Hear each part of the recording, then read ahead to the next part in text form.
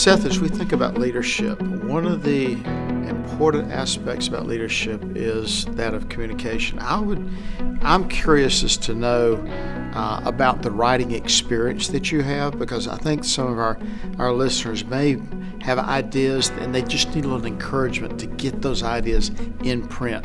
Talk to us about that. Well, you know, Dan, you never hear anyone get talker's block. People say I have writer's block. You never hear about a plumber getting plumber's block. Comes to your house and says, I don't think I can plunge this toilet. I'm just not in the mood. You got any whiskey? That just doesn't happen, right? Why do we get writer's block? And the reason we get writer's block is because we're afraid. Right here in our amygdala, our lizard brain, the resistance, as Steve Pressfield calls it. It's that voice in your head, the one that makes you change your clothes 3 times before the big meeting, the one that tells you not to raise your hand at the end of the meeting with your boss. And the resistance is wily, and it's evil, and it's angry, and it wants to hide. And so when we think about writing a memo, when we think about communicating in any way that feels permanent, we hold back because we don't want to be held responsible, because we don't want to go out on a limb. And so there's this gulf between the honest conversation we might be willing to have face-to-face and the leap that some people think they have to make when there's no deniability left. And so for me, writing is a useful act, even if you're the only one who reads it. And I encourage people to start a blog. You don't even have to tell people you have one. And every day write something. Yes. Because what you discover is that having to say intelligent things about what you notice in the world makes you smarter. And then you can go to the next step and the next step and the next step. And once you've done it for a month, if it's any good, then tell a couple people and they can go read what you've been writing.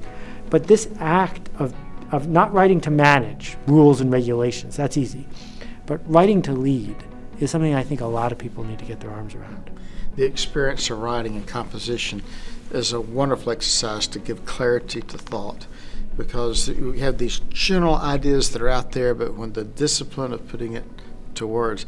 I was in 8 years ago, I was in a fire experience where I foolishly used gasoline to light up a big pile of brush, and I spent 10 days on morphine at Grady Hospital here in Atlanta. But the day after I got home from the hospital, I sat down with a recorder and I recorded every little nuance, every little word, adjective, color, smell, all my senses, everything that I could. I captured all that in a little book, and I'm so glad I did.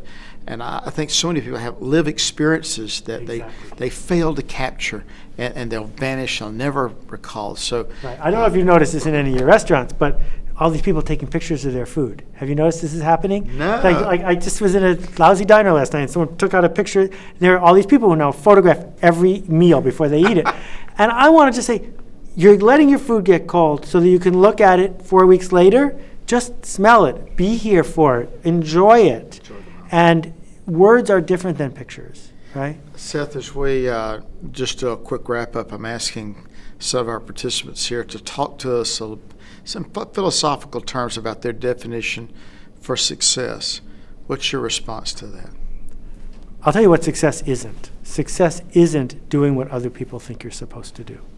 So many people are racing around trying to make more money because they think other people will be happier if they make another $100 or $1 billion or whatever the number is. I think success is doing work you're proud of and having a reputation that you're proud of. Now, what you're proud of could be different for different people, but we too often get hung up on numbers that we can measure as opposed to emotions and feelings that are going to go away. God created us as an original, and oftentimes we may die as a copy, and what tragic that is. It's a delight to have you with us, Seth. Thanks for being here. Thank you for what you do. Appreciate it.